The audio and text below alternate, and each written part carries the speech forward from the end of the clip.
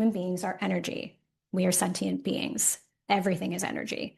So when you're working with the body, and if I work from in a trauma perspective, it's how can we take the stresses in the body and create and take a dysregulated body and shift that into a more regulated body, right? That can be a very beautiful thing. And neither is good, bad, right, or wrong.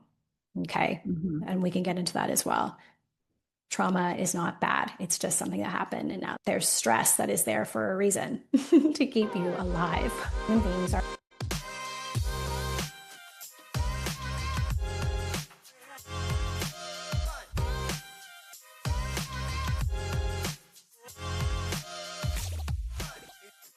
Welcome to the Rewire for Birth podcast. I'm your host, Dr. Cindy. I'm a naturopathic doctor and birth guardian, and I couldn't be more thrilled to have you here. This podcast is all about rewiring the way we think about pregnancy, birth, and postpartum by offering a holistic perspective that empowers you to embrace your journey with confidence and strength. Each week, I'll bring you expert insights, valuable advice, and inspiring stories to help you feel prepared and empowered. We'll dive deep into the transformative experience of bringing new life into the world and explore ways to make your birthing journey truly beautiful.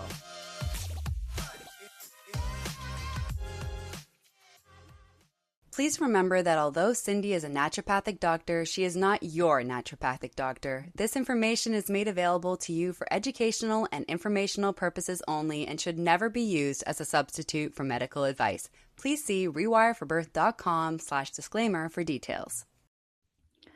On this episode of the podcast, we have Kathryn Ducey. In the world of business and social media, Kathryn identifies as a master life coach with a decade of experience of journeying with women to bring the unconscious into the conscious and reclaim their whole selves.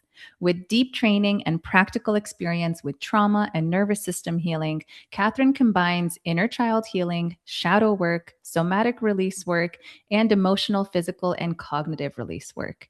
She also weaves in modalities like human design and astrology to help women heal from childhood wounds and larger systemic issues such as the patriarchy. As a soul, she identifies as having chosen a very specific wounded healer journey that includes a lifetime of coming face to face with her ego's relentless pursuit to prove her unworthiness. Her life path is filled with experiences from financial ruin to run-ins with the law to divorce after a year of marriage and alchemizing centuries of collective pain and trauma through each difficult milestone. I so enjoyed this conversation with Kathryn. She is so full of wisdom and knowledge, and because of both her professional and personal life experiences, is able to offer us a very unique perspective on motherhood. And so let's dive right in.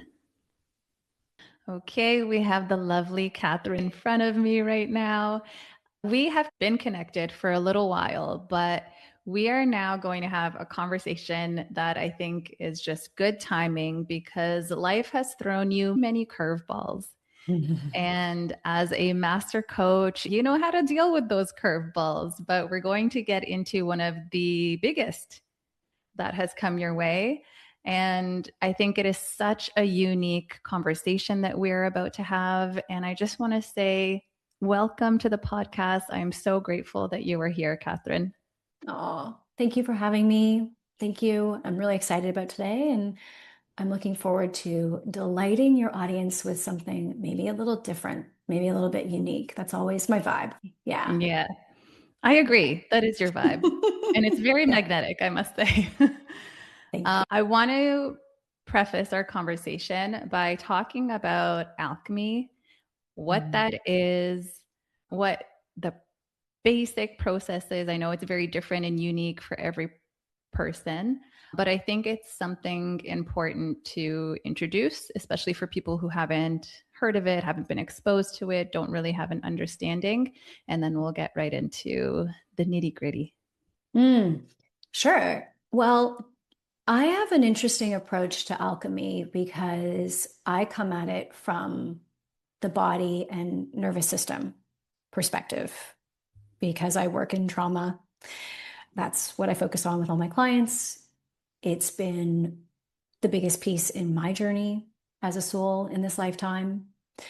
So when I think of alchemizing, I think of, let's say your body is living in a state of stress, and maybe you've been that way since you were a child. I think of alchemizing that stress, taking the body and moving that body from a stressful state into a more relaxed rest and digest state. So that's one part of alchemy for me. That's the definition that I or that's the definition that I use. In the more spiritual realm or in priestesshood or wherever you might be working or you might be practicing, alchemy can also be the experience of writing down whatever it is that you might be going through, a challenging situation. And then you take that piece of paper out of your journal and then you light it on fire. And that is alchemizing the words on the paper from into ash. Okay, so that's also a way that some people may define alchemy. That would be like the process of alchemizing that experience.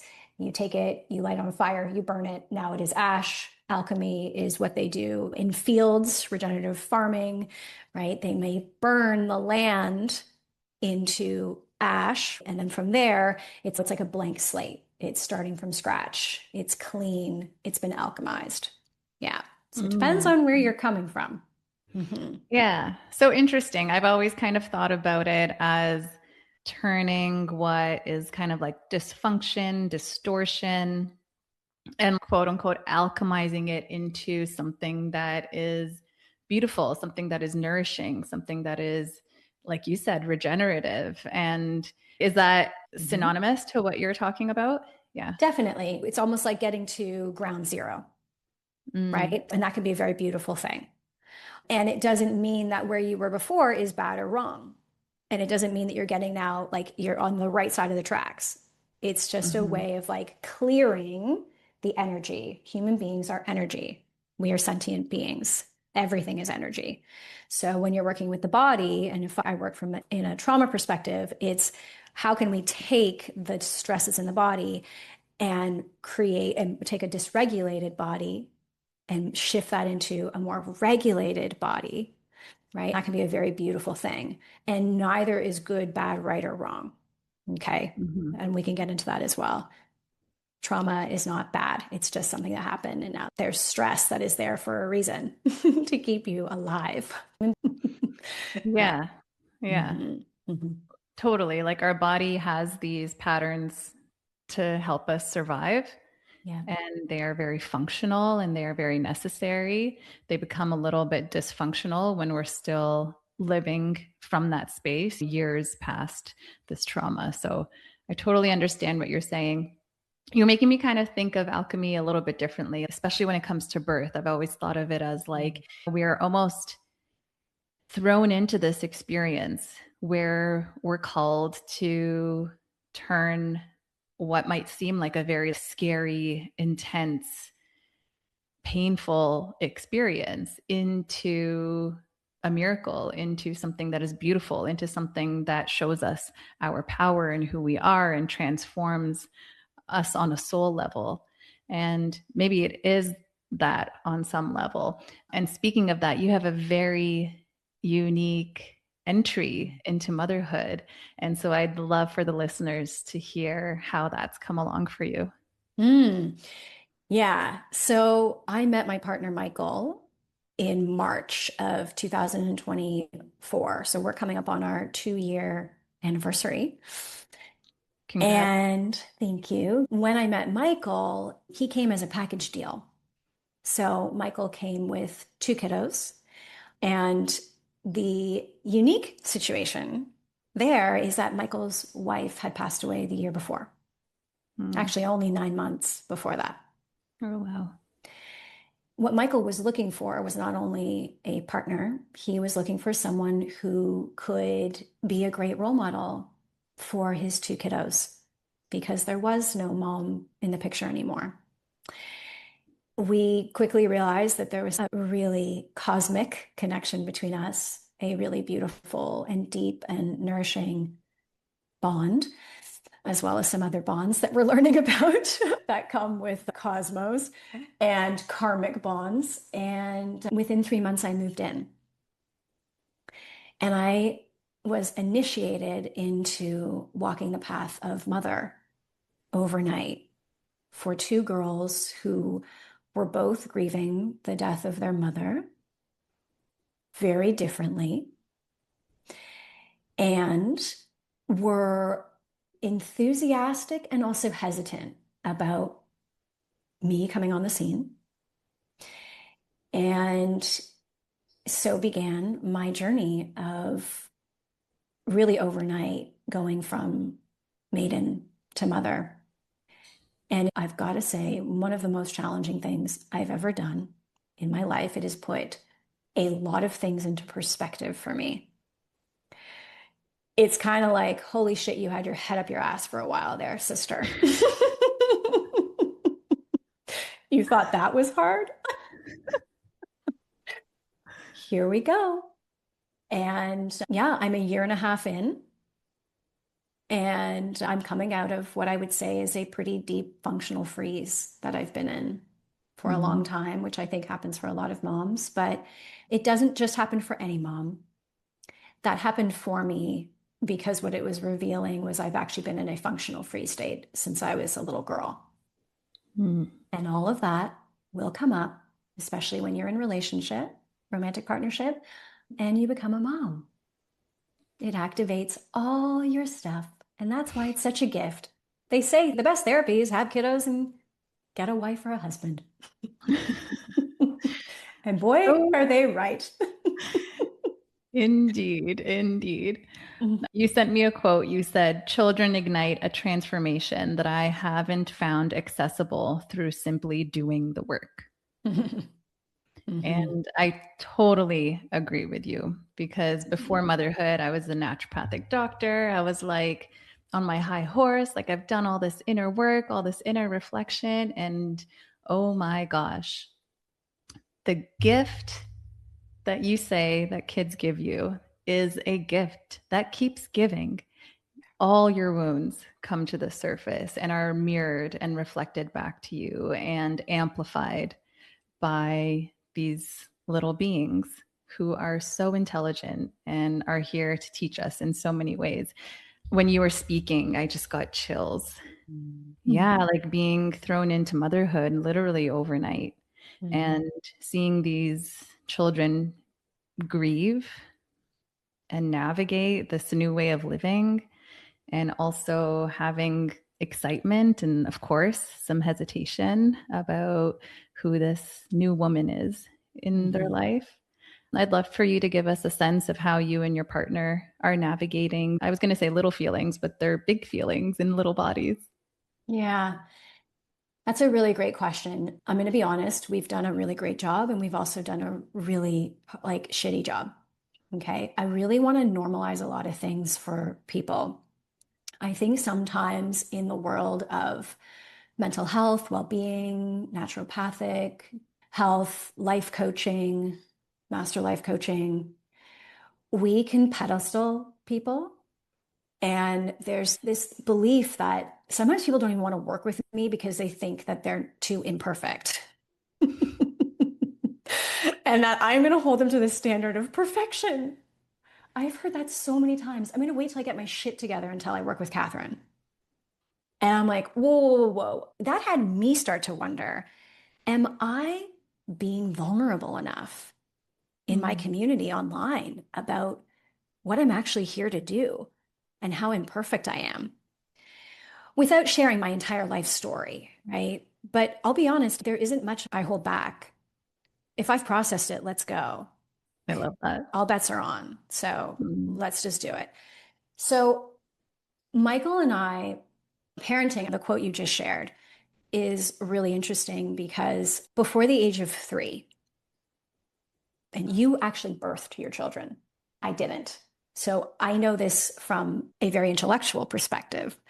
You know it from an actual embodied perspective. But by the age of 3, all of us learn how to emote, what shapes to take with our body, how to perceive the world, and how to relate to others. Okay, that's by the age of 3. And children, when they come into your life, they become this mirror for all the things that you thought were just your personality, but were really conditioned into you simply by being in proximity to both your mom and your dad or your caretakers, right? So when I stepped into the arena, the girls had been conditioned by both their mom and their dad in a way that was very different from the way that I was raised. Okay. So when I came into the picture, not only were these girls showing me all these mirrors for how I'd been taught to move my hips or not move my hips, right? Smile at every stranger to make them comfortable. They showed me a lot of stuff. So not only were they doing that, but I was in an environment, an ecosystem that wasn't created by me. So it's even a harder challenge for me, right? If you're a mom, Cindy, you're the one who's conditioning your kids, and then they're holding up all these mirrors. But I'm coming into an ecosystem, a co-created space that I didn't create.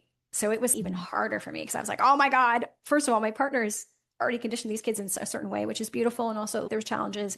And then I'm also seeing all these mirrors. Okay. But what children do is they reveal the subconscious parts of you. And that's what's such a gift if you choose to see it that way.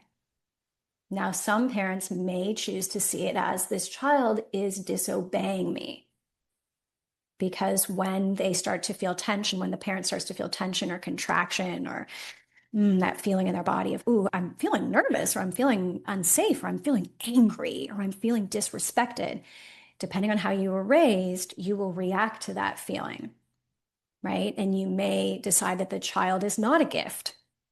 This isn't a gift. This child needs to be reprimanded. This child needs to be punished. We need to change some things and make them comply. Or you see it as a gift. Holy geez, I did not know that this was here. This is really sensitive for me. I don't even know what to do. I just want to run, or I want to hide, or I want to fight, or whatever, right? But I realized this is a great moment for me. Oh my gosh. Oh my gosh, indeed. Yeah, I'm just putting myself in your shoes, coming into that environment. And it's got to be tricky to relate to these children in a way that is sensitive for the season of life that they're in, that is respectful of all the things that they're going through. Mm-hmm. And to also be someone who is a guide for them, who is a support system for them on this journey.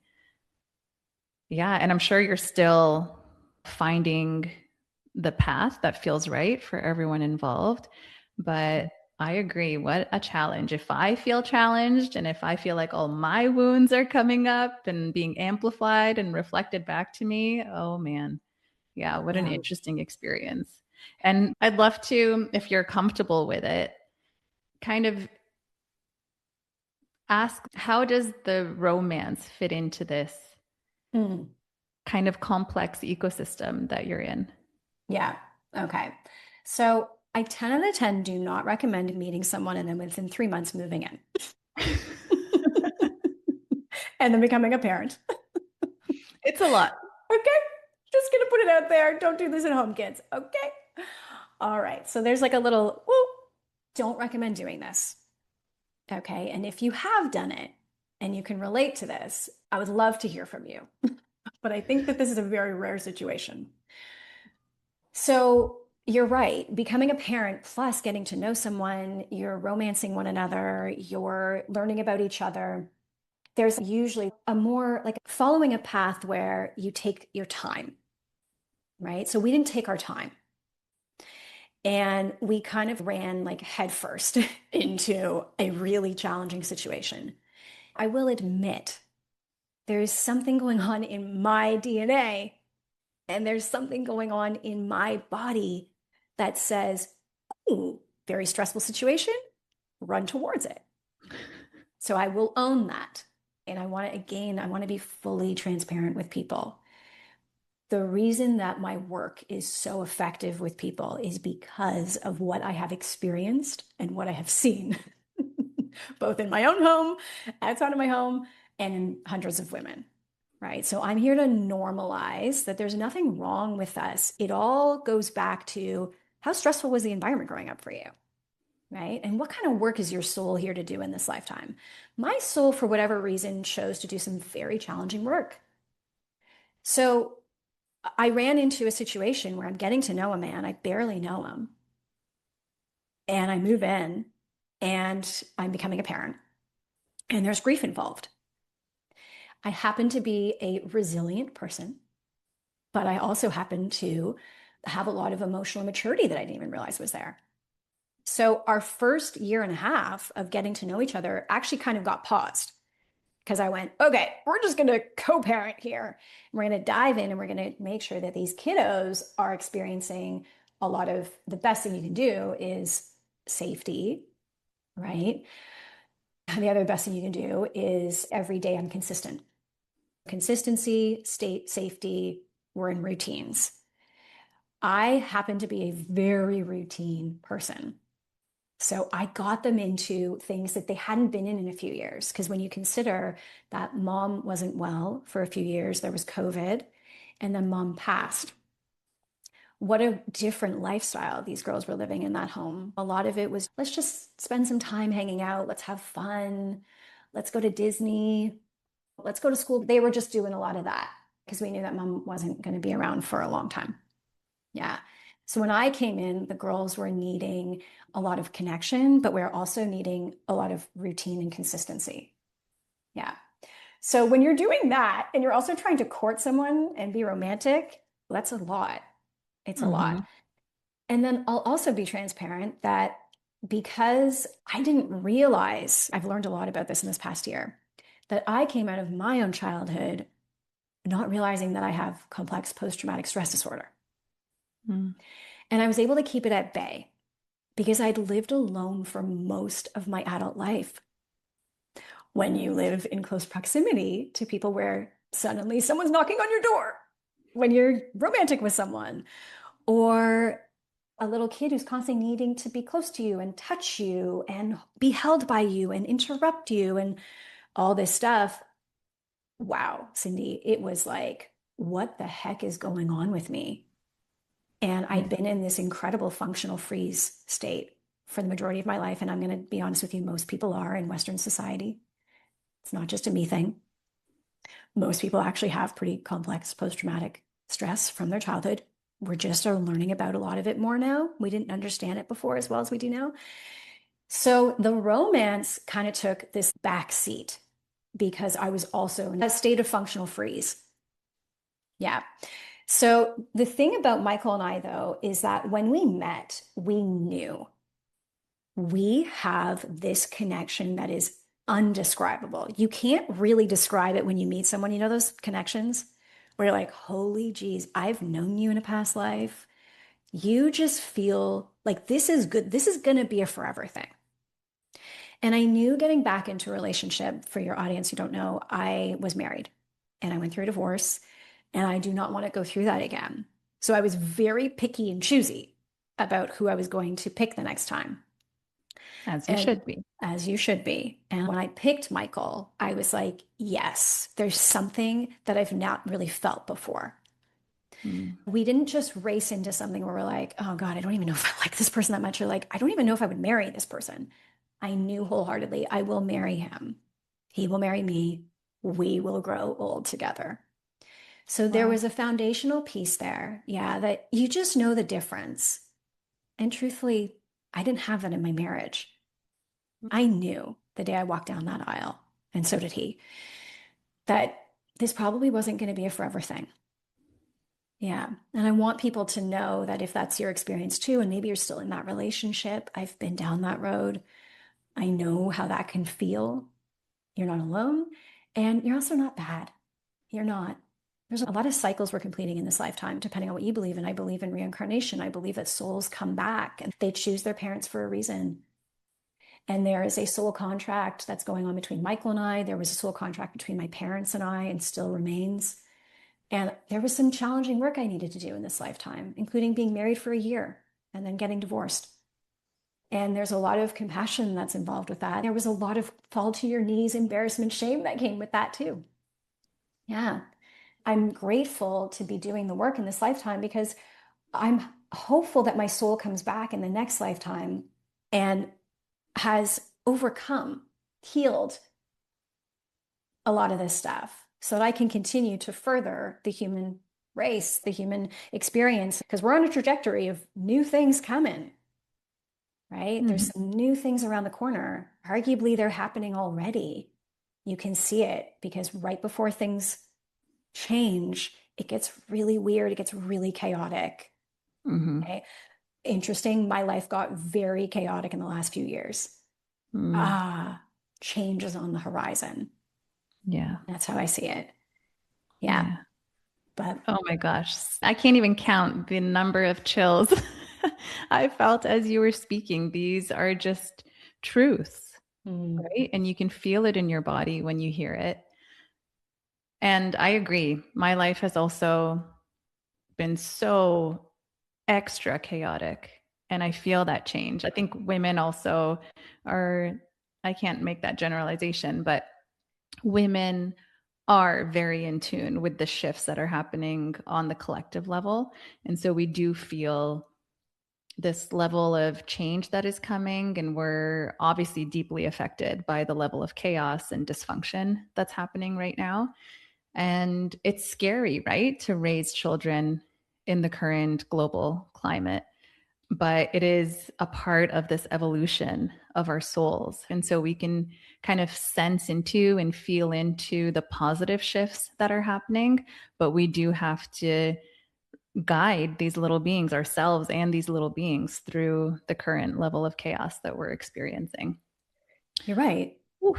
Yeah. Yeah. And if I can add to that, we are a reflection of the collective. What you see happening on a mass level is happening inside of you as well. We are all a part of it. So it's really easy to go down that road of like, oh my God, I don't even know why you'd bring a child into the world. It's so insane right now. It's mass manipulation. It's immature people and mostly men leading in charge. It's frightening. It's embarrassing what's happening. Why would you want to ever bring a child into this world? Mm-hmm. And then I take a look at it from a different perspective and I say, well, our souls choose our parents. Your child chooses you, right? It's here to complete some things. And if you look at the world stage right now, and if you can be brave enough to take those fingers that you point outward and point them towards you, well, spot it, you got it. What you notice on the larger screen is just a reflection of what's inside you that is possibly wanting to be expressed, wanting to be looked at, right? Mm-hmm. So I don't think the solution is not to have children, although I never had children through natural childbirth. I never bore children. I think that there's a deeper spiritual reason for all of this. That's my take. That we are on the precipice of massive change because everything is cyclical. We have been here before. And then we've come out on the other side and it's been a different world. And then we go through the next cycle. It mirrors the cycles of the seasons. Everything is cyclical. This isn't the first time we've been here as humans. And the answer, I don't believe the answer is don't bring kids into the picture. I believe they need to come in here because they're the ones who are going to change things around. Think about what's going on in like 20-year-olds' lives right now. We have new ways we're identifying from a gender perspective.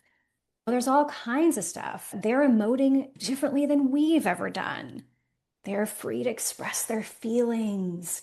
There's a lot that they're doing that I would argue some of us are like, that's terrible. They're going to ruin the world. The whole world's going to fall apart. But arguably, maybe not. maybe they're here to teach us something, right? That's going to be the new world. Yeah, there's a lot of different ways you can look at this. That's my perspective on things. Yeah, I love that perspective. And I've had those really weird experiences over the past few years of being like, what I'm experiencing in my own personal life when I look out into the world is so reflective. It's like this mass mirror of what's happening in my internal world. And it just reminds me of the theory of the holographic universe, right? We're all just little parts of the bigger picture. Yep. Yeah, we're going deep, and I'm not surprised that we're going deep in this conversation with you. You touched on a few things that I want to clarify for the listeners. You touched upon functional freeze, and I want to know what that experience was like for you in your body. What does that actually mean for someone who is listening? Yeah.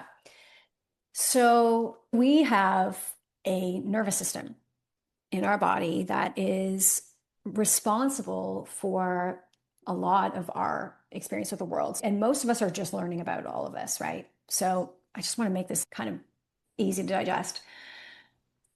Most of us will come out of childhood not having learned how to respond to the world around us, how to respond to loud noises or disruption or fights or getting hurt or getting a boo-boo or being rejected or putting yourself out there and not being loved. Most of us were not raised in an environment where we were taught how to respond to that stuff properly. And we also were raised by parents who were living in a state of their own, I'll use terminology right now, fight, flight, freeze, and now fawn. Okay. So when we are kiddos, we are learning, we're developing what we would call like a window of tolerance. A window of tolerance is basically how much of the external world can I handle before I go into hypoarousal or hyperarousal. Before I go into hyperarousal, which is I'm really angry, I want to fight somebody, I feel really threatened. It's kind of like the Hulk. I'm on top of the building and I'm pounding on my chest. Also, how much can I handle in my life before I go into a hypoarousal, which is I'm really depressed, I'm hiding, I'm shrinking, I'm minimizing, I'm feeling like really like sad. Most of us came out of childhood with a very small window of tolerance for life, where the smallest little thing that happens in your environment sends you into hypoarousal, fight, flight, freeze, or fawn. And it's nobody's fault. It's not your parents' fault. It's not your fault. It's not society's fault. It's nobody's fault. It's so we Not even the patriarchy. I can say it is patriarchy. But again, all of this was happening. It's all happening for us. We do have to acknowledge, like, yeah, this has really sucked that our society is built on the foundation that mother and child should be separated quite early. Now, from a nervous system perspective, this might be controversial. I did not have children. I did not bear children. Separating mother from child really early, like sleep training and stuff like that, just from a nervous system perspective, I don't highly recommend it. Now, we can get into that topic another time. But a lot of that can also come through systems of belief through patriarchy that we're not even aware of, that we're indoctrinated into. So many of us emerged out of childhood with a very small window of tolerance. We can't handle a lot of life, can't handle things going our way or not going our way. And then we develop certain ways to handle that. Our body is living in a state of stress from these experiences that happen in childhood.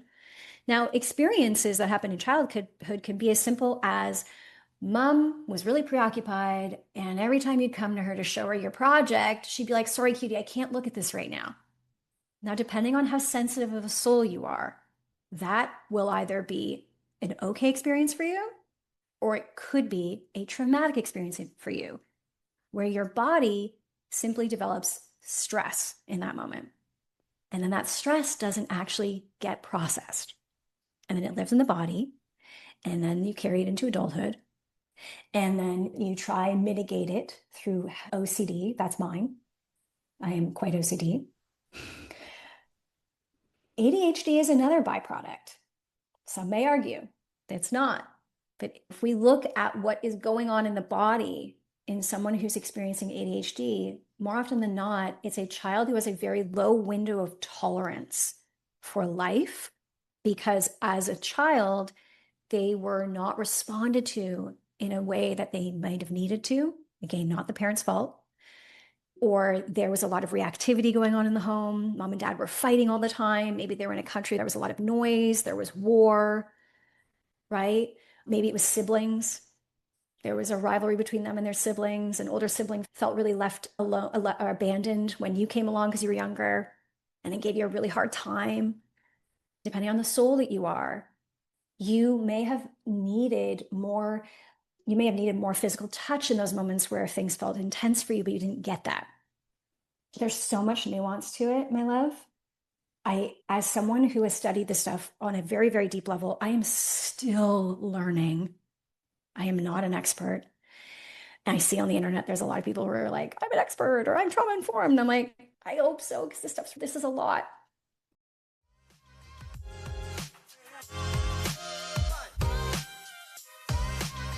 Hey mama, are you ready to transform your birthing experience? We're offering a free guided meditation to help you start rewiring your brain for an empowered birth. Imagine feeling calm and in control, embracing your inner strength, and making your birthing journey smoother and more joyful. Doesn't that sound amazing? It does, right? And it's possible for you. To get started, visit rewireforbirth.com/meditate and grab your free meditation now. Let's make your journey beautiful together. So I emerged out of childhood not realizing that I was in a functional freeze state. I froze a lot as a kid, but I happen to be able to function at a really high level even when I'm frozen. I was able to pretend a lot. I spent my whole life pretending a lot and didn't realize that until children needed real, authentic connection, and they can tell the difference. And So they'll well. call you out on it. They're like, well, they'll hug you and they'll be like, loosen up. Why do you feel like you're so stiff? Is something going on with you? And I'm like, nobody has ever pointed that out. No man that I've ever been intimate with has said a damn thing. And those kids are right. I'm so rigid. So they started to point things out, and I was like, oh my God, I'm in some sort of a functional freeze state. Okay. And most of us are living in that state. Where my window of tolerance for life has been quite low, and the smallest amount of venom, it can be, oh shit, I forgot to pay that bill. Totally sends me on this, like, I am the worst person in the world. I'm really bad at banking. I'm really bad at math. I shouldn't even be a mother. I shouldn't even be a life coach. I should not be accepting payments. And I'm a 44-year-old adult, and these things are happening. Right. And arguably people will be like, you shouldn't be a mom. And I'll be like, what's so interesting is that 95% of the world is living in fight, flight, freeze, or fawn, and is quietly and secretly going through a lot of this, and is either in denial or feeling really ashamed and embarrassed. And it's leading to all these autoimmune diseases. It's leading to a lot of health issues. It's leading to overeating, undereating. It's leading to a lot of debt, to a lot of dysfunctional relationships. And I'm like, let's just call a spade a spade.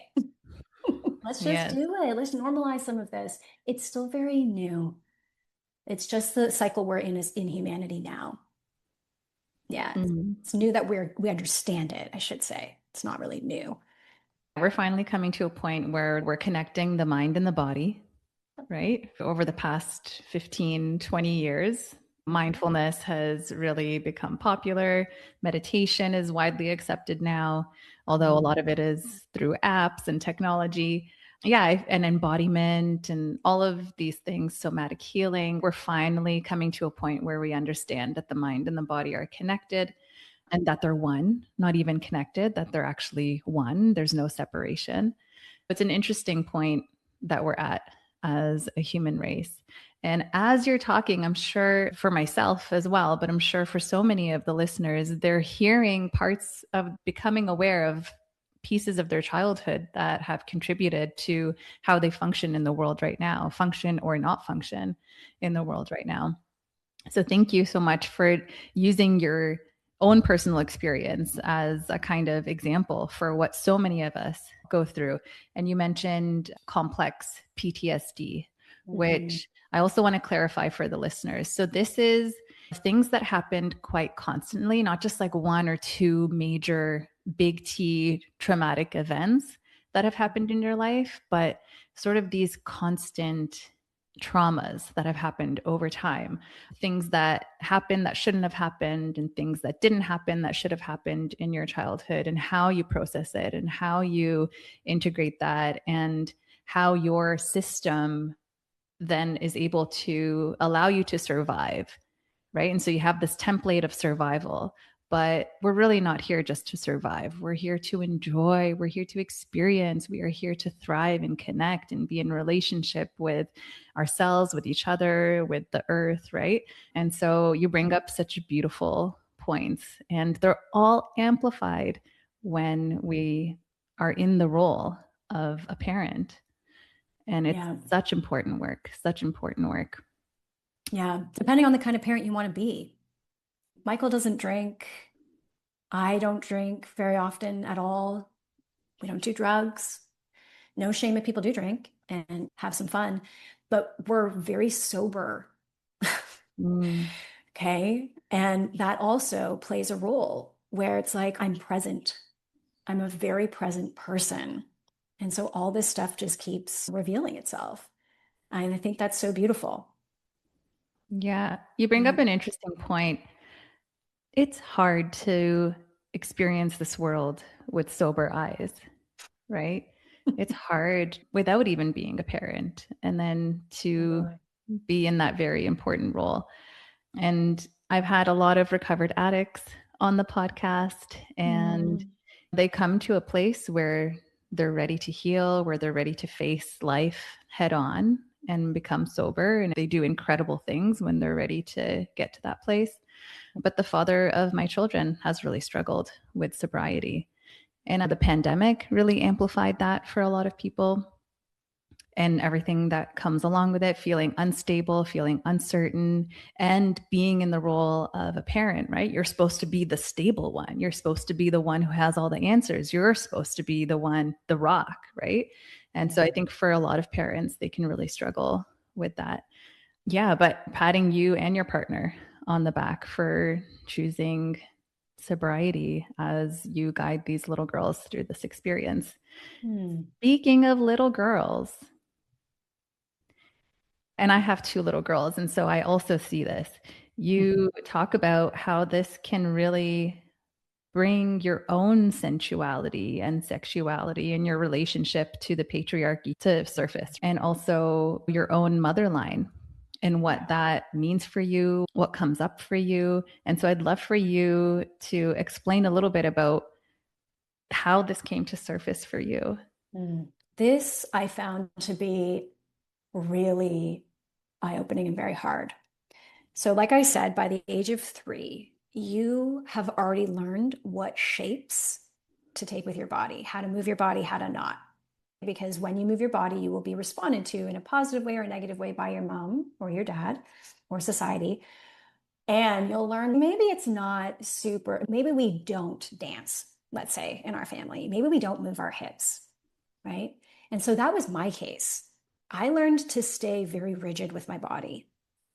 And I always kind of was curious about girls and women. I loved going to dances in elementary school, but I would always watch the other girls and think, wow, they're so free with their bodies. And I'm not. I did notice that, but I wasn't tying it back to my childhood. That's just because that's just not who I am. It's not my personality. But it was funny because I would notice it. And if I could go back and put my arm around that little girl now, I'd be like, you notice it because it's in you. Yeah, honey. Oh my gosh, let's like get you moving. There's just some shame here. So as soon as I came in, Work it out. let's work it out. Yeah, let's get down and dirty. So I remember coming to home and the girls love to put on plays. And our eldest also loves to dance. And she loves to look at herself in the mirror when she's dancing and observe herself. And Cindy, no word of a lie, I watched like the very beginning, I would observe her and I would completely be disgusted on the inside. I had like this tightness and this clenching and this contraction in my chest and in my belly. And I was like, what is this? I would have to leave the room because I was so incredibly uncomfortable by the way in which she was moving and the shape she was taking and how she would look at herself in the mirror and like almost in awe and in wonder and in acceptance, almost with this gaze that your mother should give you, right? Oh, how beautiful am I? Is basically what she was thinking. And I would be hiding in the corner. Nobody knew this, by the way. Maybe she picked up on it, possibly because kids are no dummies. But I was like, oh my God, I'm repulsed. I would leave the room and I would sit and thank goodness I'm as aware as I am. And I was like, oh my God, I'm jealous. I'm a little bit jealous. I'm overwhelmed. I'm embarrassed for her. I wanted to save her. I wanted to protect her. I was wondering who else in the room thought she was doing really bad things by doing that. Isn't that amazing? And I started to talk to Michael about it. And I was like, babe, I got to be honest with you. I have a little dancer inside of me, but man, she's locked up. I threw away the key. She ain't coming out. She's terrified. And I don't know how to help her. And Lauren is a representation of that. So this is happening for so many of us in different ways. As our children go through different developmental stages, they're just showing you where you may have not succeeded in that developmental stage growing up. Self-expression, moving, whatever it is, expressing yourself through your voice. And so I started to really realize there's a lot of parts of me that are offline. If you want to talk about parts work, which is another area that I specialize in, there was a lot of parts of me that were offline, and there was manager parts that were managing these parts of me. And we're like, no, we do not go there. Yes, it sounds like they're very strong, strict managers. Ooh, very, very strict. Yeah. Love to be good, behaved. I've been doing a lot of parts work. So I just started to realize when you trace it back, though, you look at my mom does not move very freely. I've seen my mom dance maybe twice in my life. If you were to grab my mom and you were to spin her around, she gets all discombobulated. And it's all of this that you're seeing. And she's spinning the wrong way, or she takes your hand and tries to spin you around. And it's just like, what the hell just happened there, right? Really fearful of being led, really fearful of receiving. And then if you trace it back, my mom's mom, bless her, she took her life when my mom was 18. And before that, she was drinking and on Valium and behind closed doors a lot, really quite angry. And I don't think that she was born that way. There's nothing wrong with her. But if you trace it back even farther, my grandmother's mother disowned her. So we have a history in our maternal lineage of mothers abandoning their daughters. My mother handed me over at 6 months old to a babysitter that she had just met, and who ended up being quite volatile, very loving, but also incredibly strict. Corporal punishment. I only remember really severe punishment in my childhood. I don't remember anything else.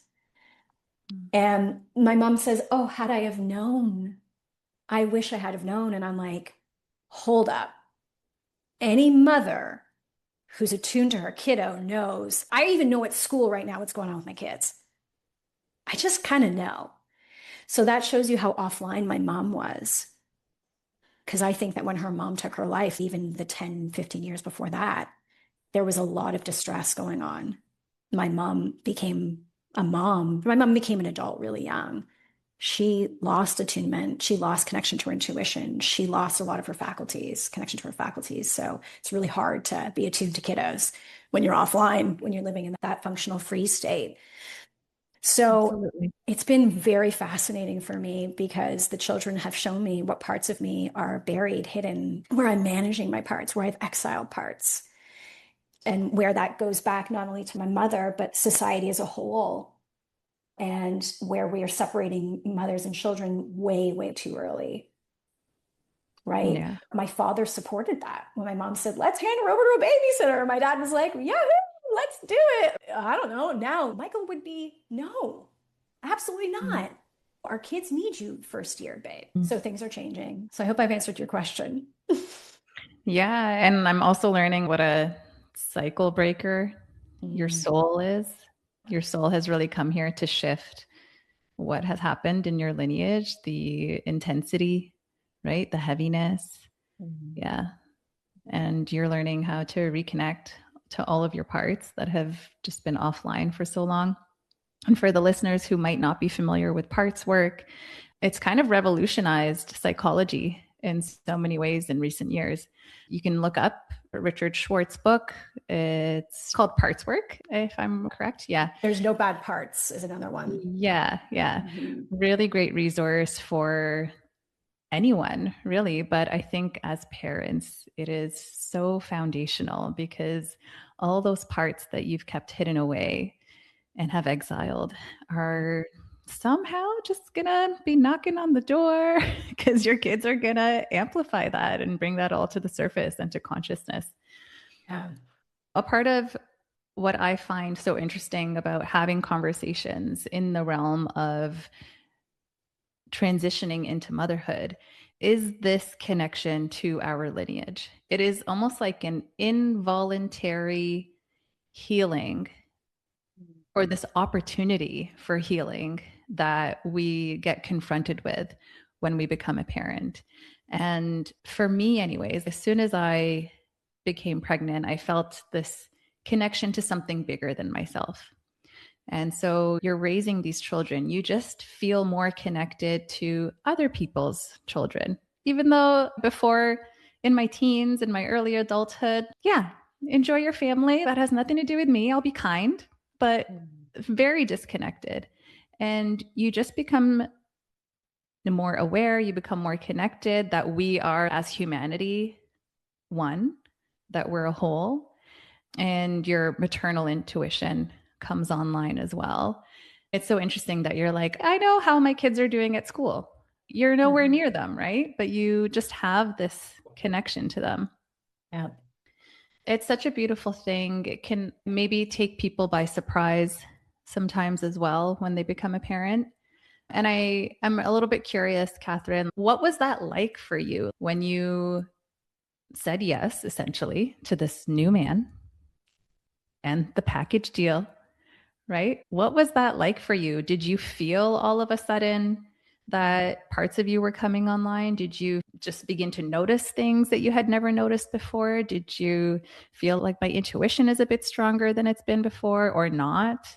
I'm just curious what that experience was like for you. I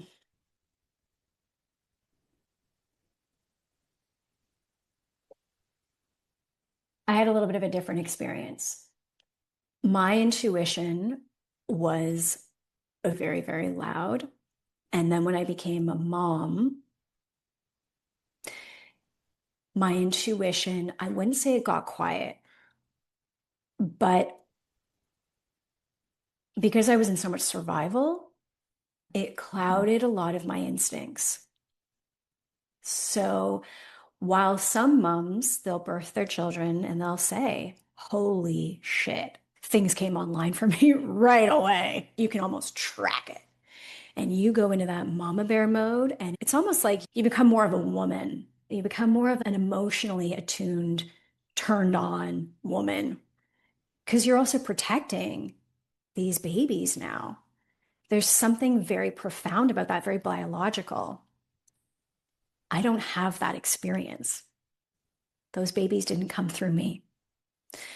I came in as a third party, and I immediately took the girls underneath my wing, but I came into a system that I did not design.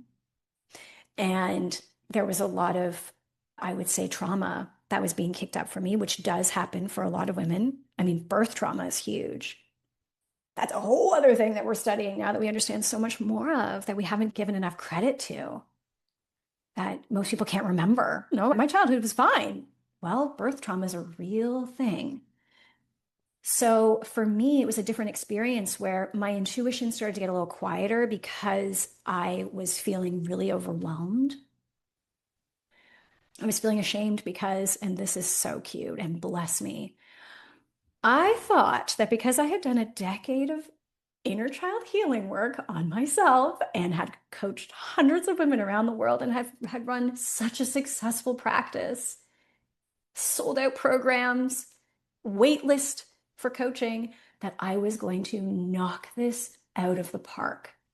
I came on the scene thinking, wow, you guys just wait and see. You won the lottery. I won. This is gonna be amazing. You guys have no idea. Oh my gosh. So sweet. And our eldest immediately latched on, and our youngest immediately pushed me away. And I couldn't get over that she had pushed me away. It was, I hate you. Go away. You're not my mom. And that, Cindy, put me into such a state of shame. How is this happening right now? I got you, girl. Let's breathe. None of it was working. And now I realize it wasn't that it wasn't working because I'm not good at it. It's because this stuff takes a lot more time than I thought. Where two children are experiencing the loss of a mother, COVID, developmental stuff, which comes naturally for children, and now a new person on the scene.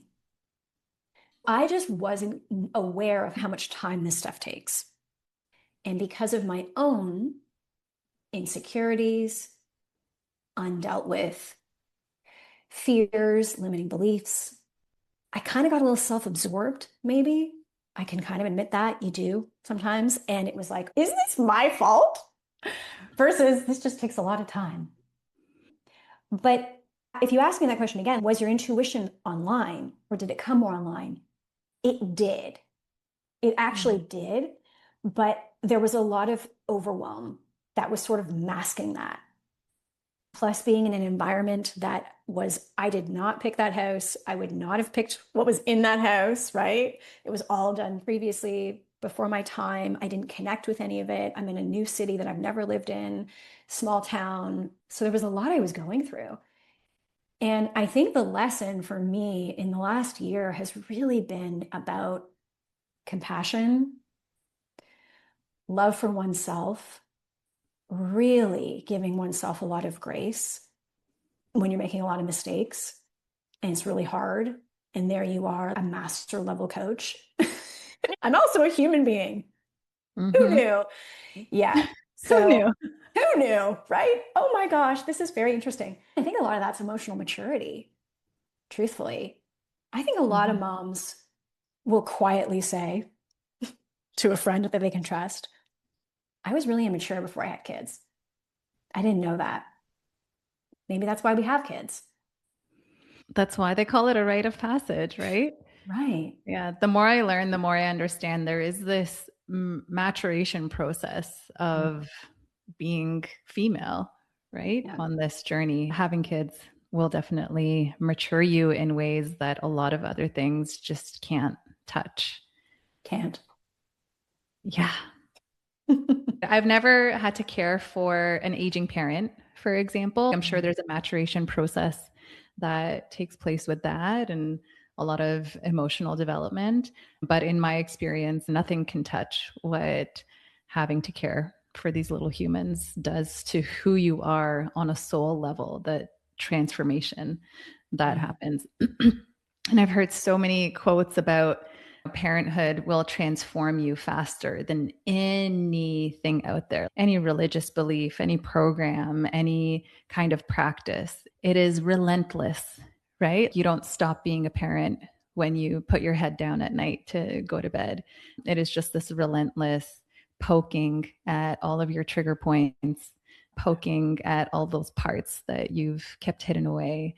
And it is a beautiful thing. It is part of this alchemy that we touched upon at the beginning of the podcast. That is it. That is the stuff that creates our ability to turn all of the dysfunction into ash so that we have this transformative experience, right? And when we talk about the phoenix rising from the ashes, that's essentially what it is. It's this new version of yourself that is revealed from all of that stuff you were able to turn into ash. It's beautiful. It's hard. It's raw. It's not pretty. It's not cute. No. Yeah. Nope. And so this podcast is for a lot of families preparing to welcome life into this world. And I like that we haven't sugarcoated much in this conversation. Like, you're gonna have to guide your children through some really hard stuff. You're gonna have to guide yourself through some really hard things while being a parent. And it's not easy, but the results, when you choose to approach it and navigate it from a place of, what is this teaching me? How can I learn from this? How can I connect to the parts of myself that I've been disconnected from? How can I pull in resources and support on this journey so that I don't have to do it all alone?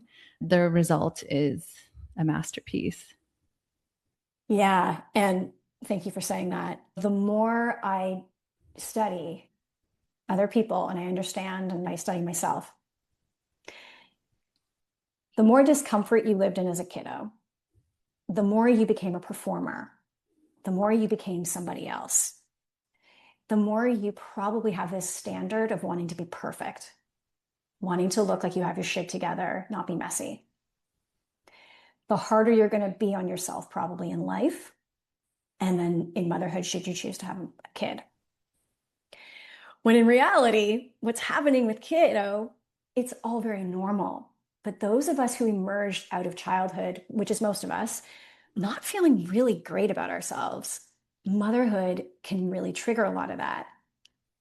Someone might come into our home, guarantee there's lots of people around our home. We have lots of extended family. All the kids' grandparents are alive still, including great-grandparents. Oh, wow. It's insane. I've never experienced anything like this. And they are all like, Kathryn, you're, wow. And they see a lot. And I'm like, really? Oh no, I'm really shitting the bed on this one. And they're like, no, for real, you're amazing. But see, because of my own feelings of inferiority and all this kind of stuff and needing things to be perfect in order to be good enough, I will admit I've been very hard on myself in the last year and a half. So here I am sharing all these beautiful stories that most of us have, but some people might be listening to this and saying, oh yeah, that's so normal. Same here, boo. Right? So I think there's an interesting pattern that I'm seeing where most of us who are great performers, people pleasers, perfectionists, right, high achievers, we become mothers and it just takes us down a couple of notches. And we think, I got to apologize for all this. I'm terrible. I'm the worst. And then you have someone come in who might have had more of a secure attachment in childhood with their parents and they go, no, you're actually nailing it. You're really hard on yourself. Yeah. So I love that we can be honest about all this, but I also am very clear, and I'll say this, pat myself on the back. I also can be very hard on myself. Yeah.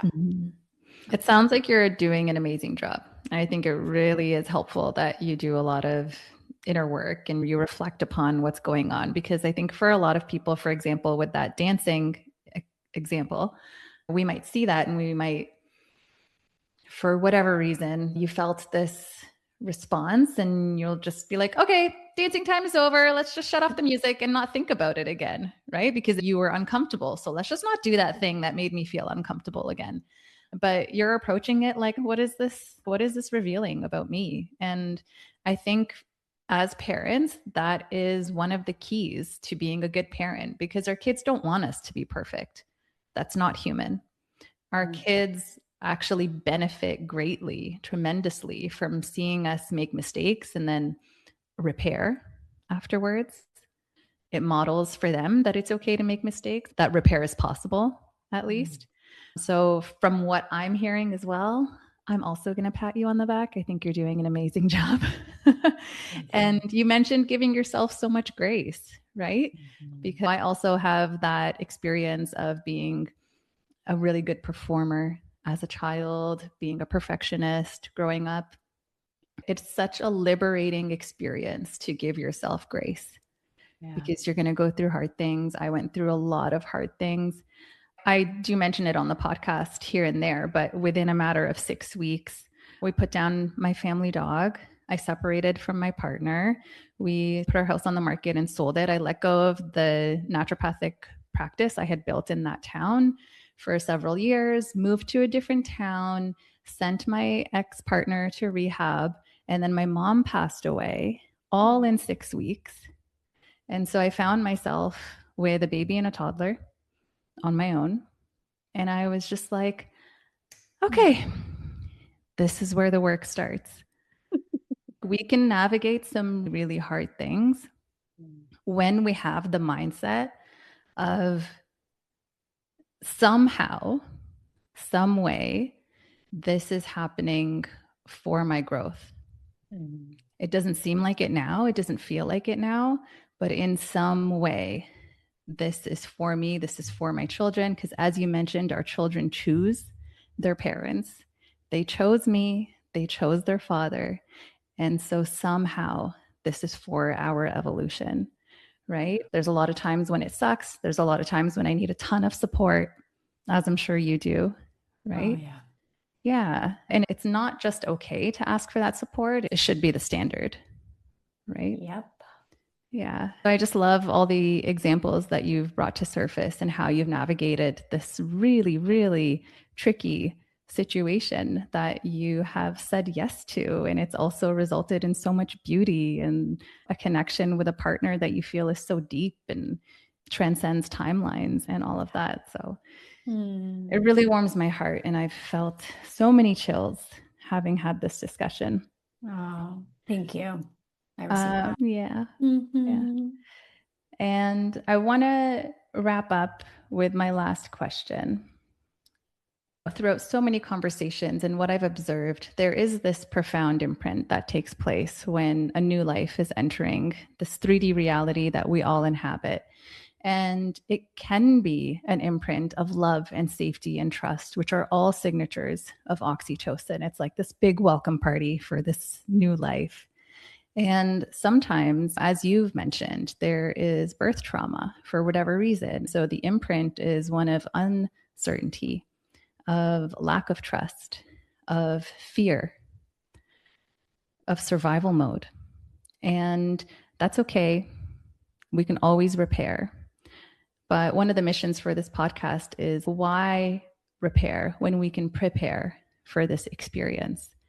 And I think when enough families are supported and we are giving that initial profound imprint of love and safety and trust, we're going to be raising a whole generation from that place. And they're going to be moving through the world from that lens. And we would just be looking at a very different world if that were the case. And so all of that is my way of asking you, Kathryn, what would you like to imprint onto the ears of the listeners? It's a lot of families preparing for birth. It's a lot of moms in the postpartum period. It's a lot of moms on different seasons of this journey. And it's also a lot of women who want to birth something beautiful into the world, a mission-led business, a creative endeavor. What would you like to imprint onto their ears? Instincts just came through. Yeah. Your instincts are guiding you always, even when you're not sure if they are. Listen to your instincts. Yeah. Doesn't mean it's going to go the way you think it's going to go. I could not have guessed the way my life would have gone the last year and a half. But my instincts said, say yes. It's the same with my mission. It's the same with everything in my life. You can trust your instincts, for sure. Mm-hmm. Yeah, I second that. When it comes to motherhood, when it comes to parenthood, your instincts above all else. Use your logic, of course, but also let your instincts speak and guide. Do your best not to make emotional decisions, which many of us are still doing because we weren't raised to understand how to not do that.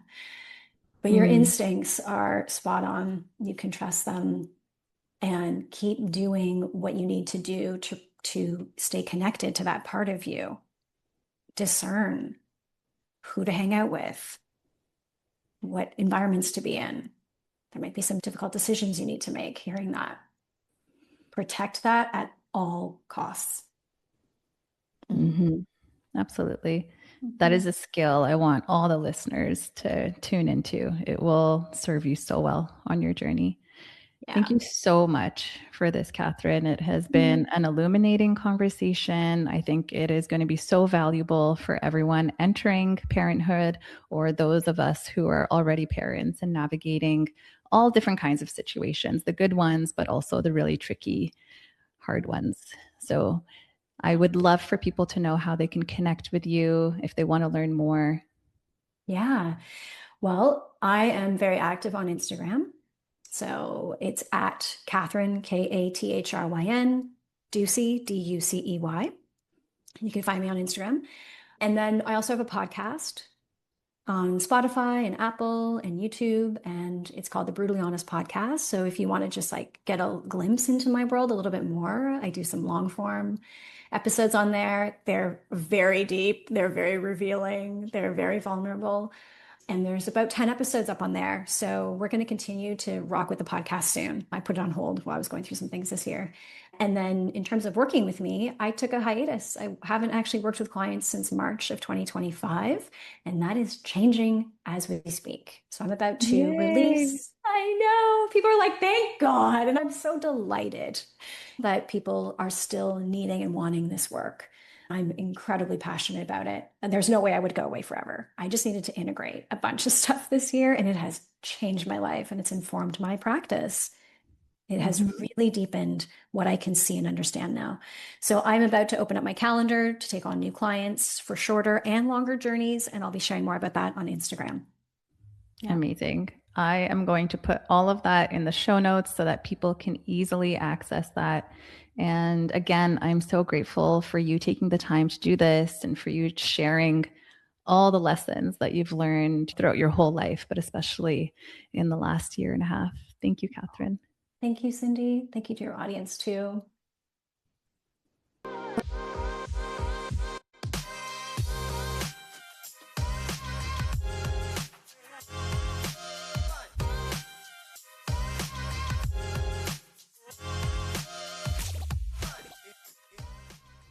Thank you so much for joining us on today's episode of Rewire for Birth. We hope you found our discussion inspiring and empowering. If you enjoyed the episode, we would greatly appreciate it if you could leave us a review on your favorite podcast platform. Your reviews help us reach more listeners and spread the message of holistic, empowered birth experiences. Feel free to mention what you loved about today's episode and how it helped you feel more prepared and confident about your birthing journey. Your feedback not only encourages us, but it helps other moms-to-be find our podcast and join this incredible community. Together, we can make a positive change in the world of birth. Until next time, stay empowered and keep rewiring for birth.